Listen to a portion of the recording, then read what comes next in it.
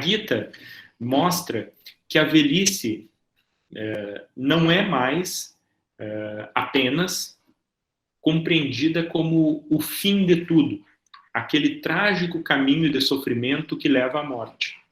A gerontologia, por exemplo, está empenhada em produzir uma visão otimista dos ganhos que o envelhecimento traz.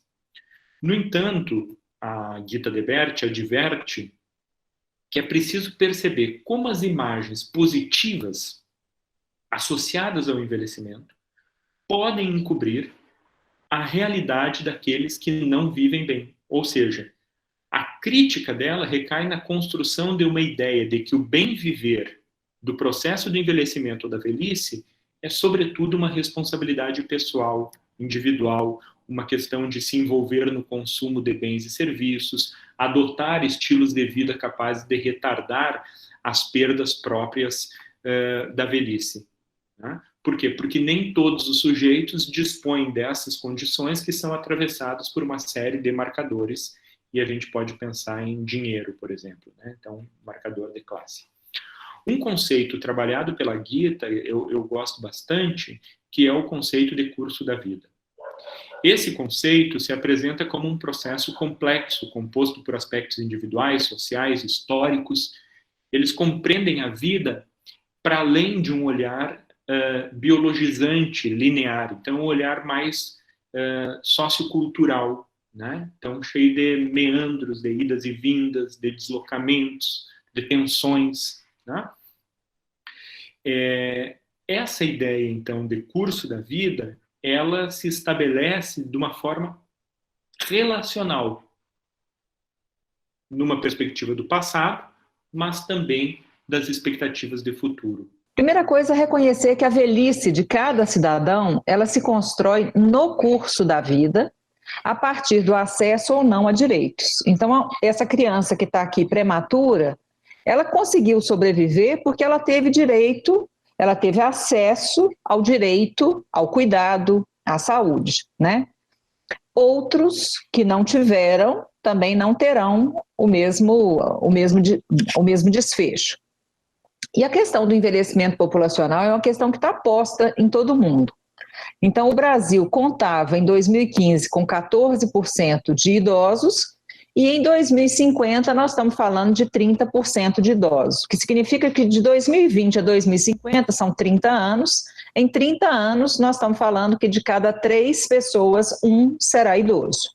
Esses idosos somos nós, esses idosos já nasceram, esses idosos não são os outros. E o contexto brasileiro contemporâneo é que a gente vive um envelhecimento populacional acelerado e intenso em uma condição de profunda desigualdade social e de gênero, numa perspectiva de envelhecer com mais incapacidade, envelhecer com processos demenciais, para dar alguns exemplos de situações que vão demandar cuidado.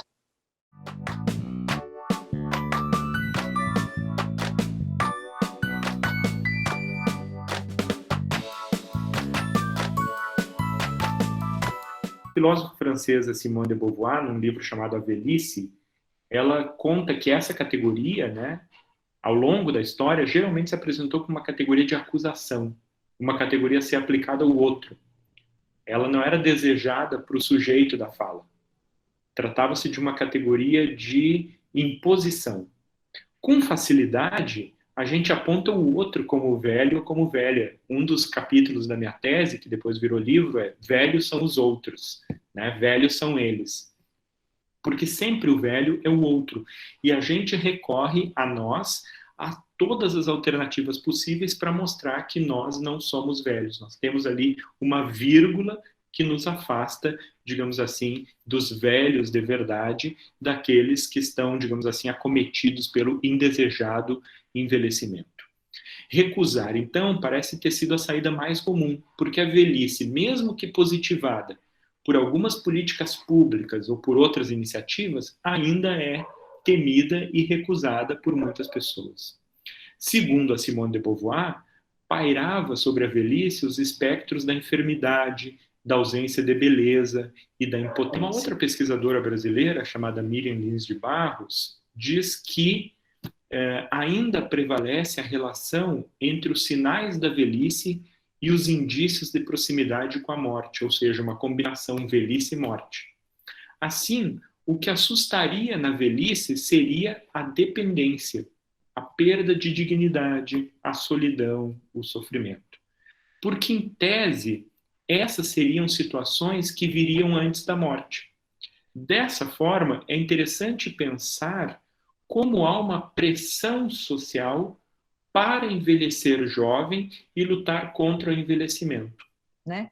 E aí a gente traz essa contribuição de uma pesquisa antropológica que a gente fez aqui no âmbito da Fiocruz. Os velhos brasileiros envelhecem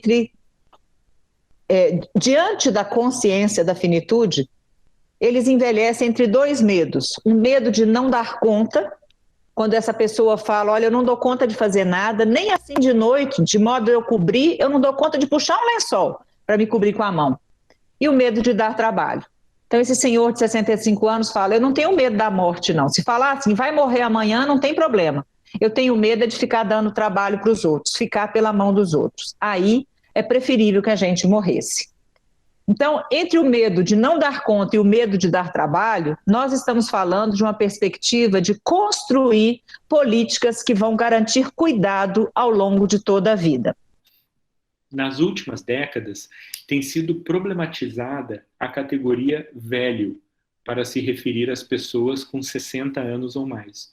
Justamente porque a experiência do envelhecimento e da velhice seriam processos dinâmicos, complexos e diversos entre si. Parece que as limitações funcionais e as doenças seriam os elementos mais acionados para identificar aquele sujeito que está na velhice. Em vista disso, é que há uma demanda social para que se envelheça jovem e se lute contra o envelhecimento. Isso é tão interessante, esse olhar amplificado que a gerontologia nos permite fazer para o processo do envelhecimento, porque, invariavelmente, a causa, tudo envelhece. Seja você adepto à teoria social, à teoria cultural ou à teoria biológica. Inconscientemente, nós adotamos algumas teorias, sem perceber. Aquela moça que corre atrás da estética, aquela moça que corre atrás dos produtos mais novos, sem perceber, ela está inclinada ao movimento biologicista do envelhecimento.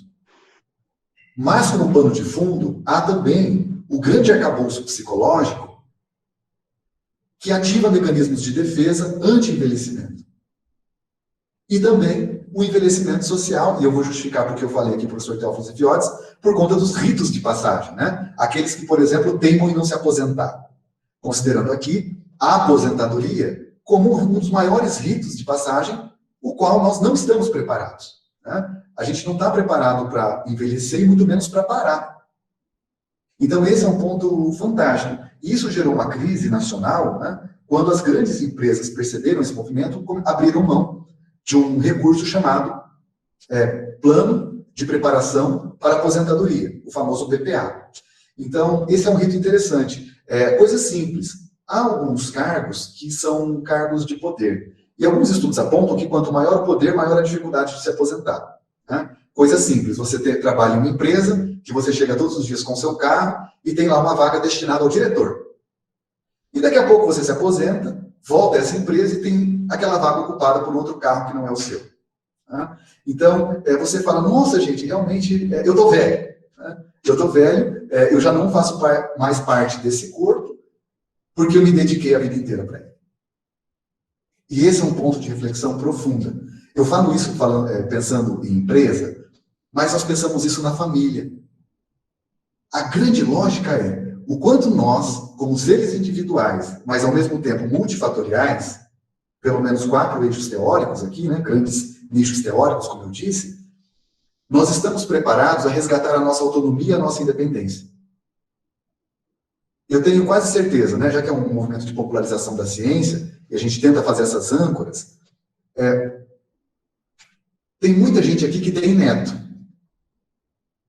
E, às vezes, não pensam no seu envelhecimento, mas na necessidade de continuar ativa para ficar com o neto porque o filho precisa trabalhar. Veja, a gente já começa a englobar aspectos biopsíquicos, socioculturais. É a bursite que aparece, é biológico. Mas não dá para deixar de fazer comida porque a filha vem comer em casa, entende? Então, é essa complexidade que a gerontologia tenta, eu não vou dizer assim, buscar respostas, mas fazer grandes questões, ou pelo menos questões diferentes. Então, eu entendo que todos nós temos um papel, no mínimo, comum, né? De muito mais que articular a ciência, o conhecimento científico, com a rotina popular, ou a rotina comum, digamos assim, gerar demandas não únicas, mas gerar demandas que acrescentem a qualidade com a qual nós percebemos o nosso processo, não de envelhecimento, mas o nosso processo de uso do nosso tempo e da nossa energia.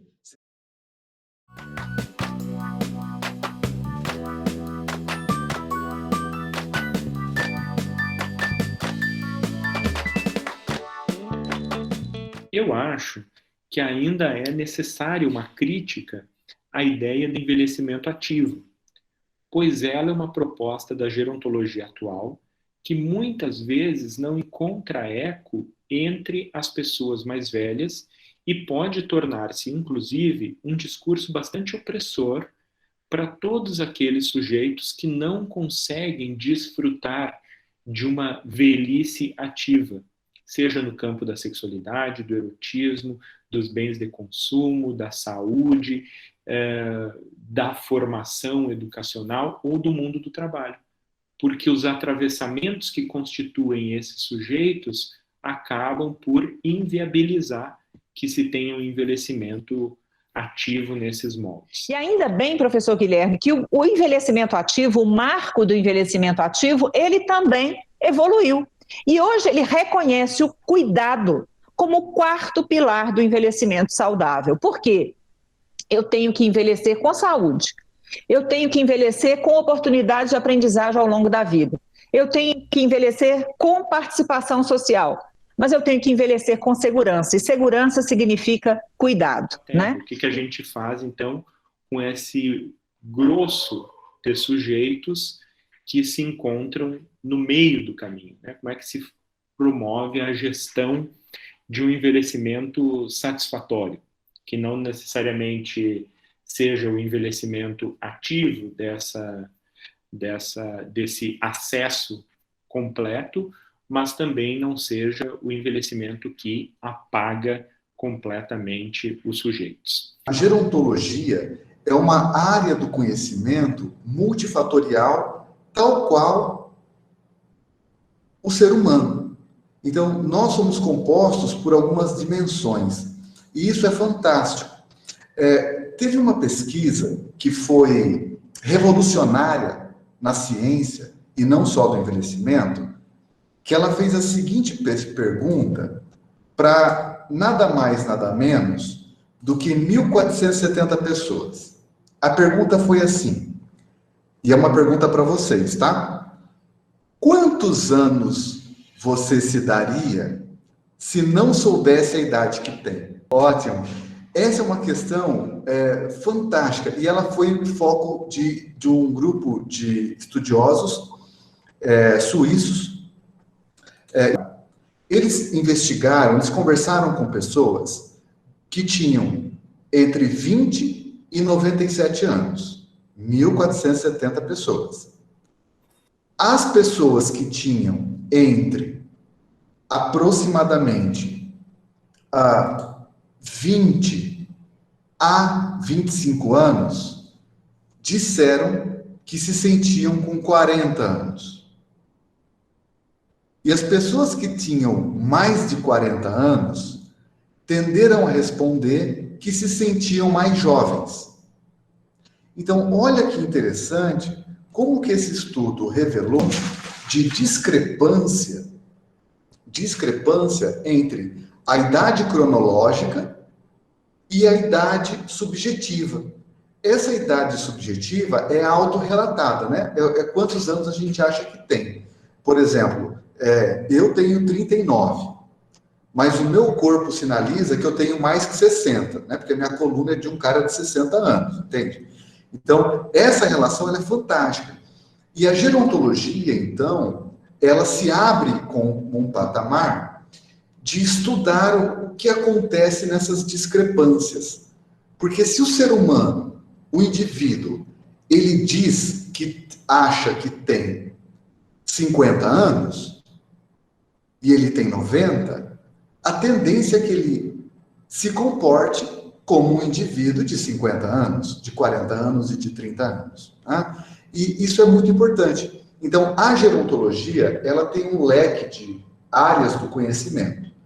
Então, a gerontologia estuda o envelhecimento a partir da perspectiva biológica, sociológica, mais recentemente o domínio cultural e psicológico. Ou seja, são 4 áreas distintas do conhecimento que tentam, cada uma a seu modo, responder àquela grande questão: por que nós envelhecemos?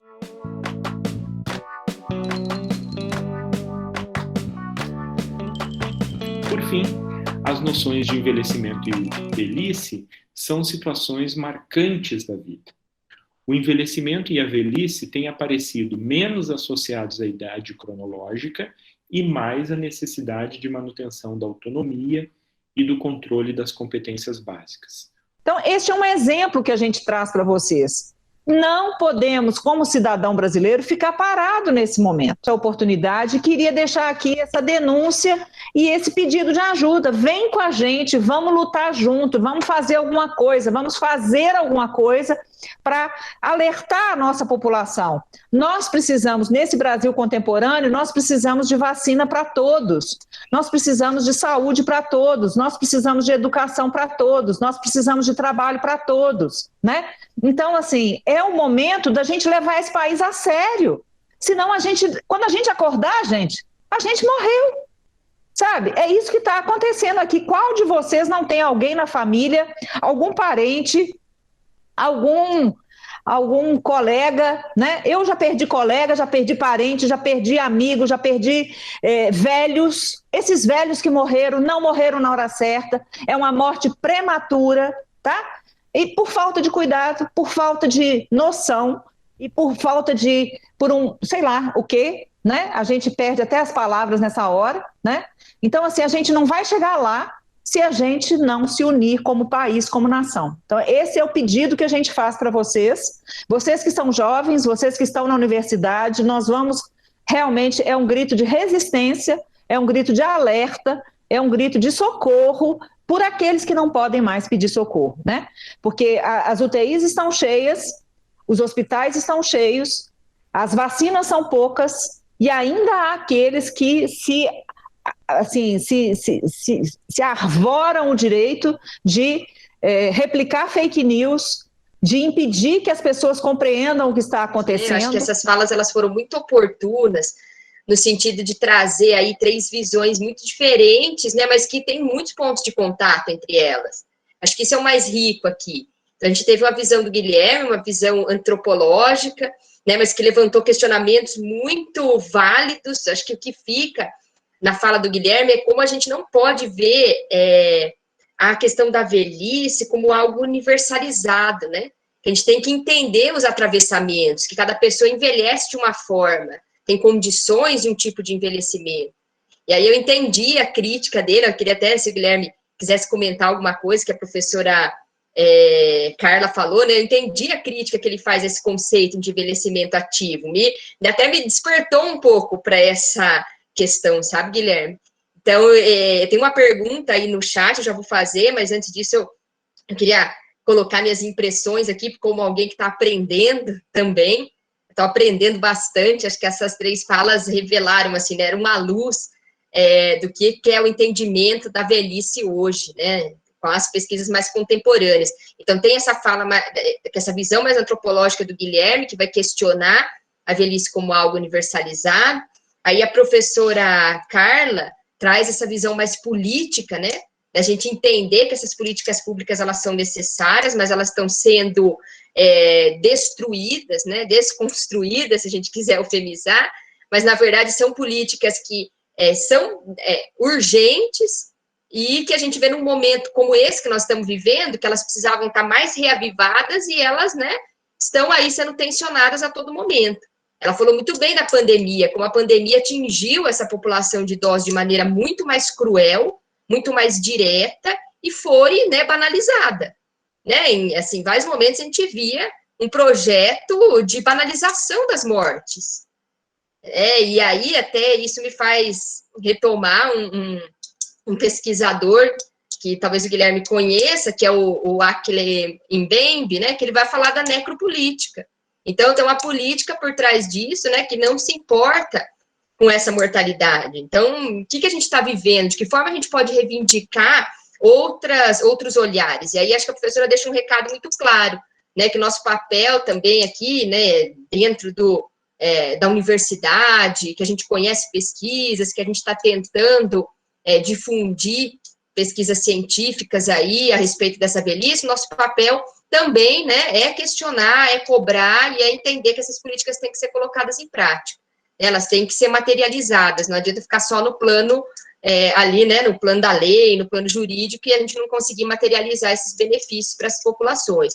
Eu acho muito importante quando a professora Carla comenta isso, né, dessa desconstrução, e ao mesmo tempo eu faço até um paralelo, se me permitem, dentro da minha área, né, que é essa desconstrução das políticas para os idosos, ao mesmo tempo que é uma desconstrução da ciência, né? A gente nunca viveu um negacionismo tão grande como a gente vive agora, né? De questionamentos a respeito de vacina, de tratamento médico, e aí a gente está trabalhando com duas áreas que estão sendo a todo momento tensionadas, tá? A questão da velhice, a questão da ciência. É como a gente coloca a ciência tão importante quanto esse envelhecer de forma saudável em todos os campos. Acho que é um questionamento que tem que ficar para a gente também. Né? A gente, ao mesmo tempo que está vivenciando essa questão da velhice mais diretamente por a população mesmo, a significativa população idosa que já ultrapassa a população jovem, que a professora Carla colocou, faz com que a gente se depare com esse tema a todo momento, e que ele seja importante. Hoje, os professores podem até me corrigir, mas hoje vive-se muito mais, né? A própria mídia está tentando entender isso. Várias matérias, reportagens estão tentando entender o que é envelhecer hoje.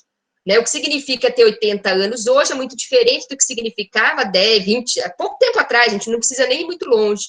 Né? Há 20 anos, há 30 anos atrás, o que era ter 80 anos e o que é hoje? Né? Hoje, uma pessoa com 80 anos, ela consegue, lógico, se ela tiver condições, né? Se ela tiver estrutura, ela consegue viver com uma qualidade de vida significativa, né?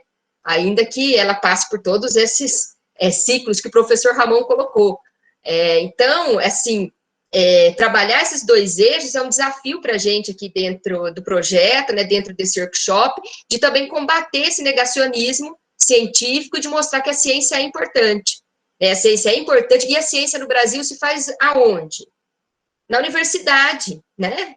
Ciência no Brasil se faz majoritariamente dentro de universidades públicas. Então, a gente está dentro de uma universidade pública que precisa, né, se atentar para essas questões. A gente pensa, pegando esses conceitos científicos mesmo, quem diria que ia fazer parte do nosso vocabulário, né, questões como epidemia, sei lá, taxa de imunização, eficácia de uma vacina, né, e outros termos que a gente usa, intubação, saturação, que a gente, eu me coloco até com uma pessoa leiga nessa área da saúde, que isso está incorporado no nosso cotidiano, né, incorporado muito por conta, lógico, de um trabalho midiático, uma divulgação, né, da imprensa, que vai tentando explicar esses conceitos, tentando esclarecer a sociedade. Estou dizendo isso porque acho que tem que ter um movimento nesse sentido de envelhecimento também, né, da população também incorporar esses conceitos, incorporar esses conhecimentos, e isso fazer parte do cotidiano também. E acho que o jornalismo, né, eu aqui no meu lugar como jornalista, o jornalismo ele tem um papel fundamental nisso. A professora Carla, ela falou sobre políticas midiáticas, né, sobre a necessidade de colocar essas questões em evidência para a sociedade, em despertar a sociedade para essas problemáticas, e acho que a comunicação, o jornalismo, é um caminho para isso. E dentro do projeto a gente tem até um eixo que nós vamos produzir material, ela falou dos materiais que eles produzem lá, né, que é de divulgação aí, para difundir esses conceitos, essas problemáticas e tal, e a gente também dentro do projeto temos ali uma área que nós vamos trabalhar nessa tentativa de popularizar esse conhecimento. Então, acho que o momento é muito oportuno para a gente estar fazendo eventos como esse. Eu acho que fica esse olhar, né? Aí falei do olhar dos dois professores, os primeiros a falar, e o professor Ramon, ele vai trazer uma visão multidisciplinar, me parece, né? Ele evidenciar que essa velhice, ela não está num campo especificamente, mas ele vai passar também por diferentes áreas.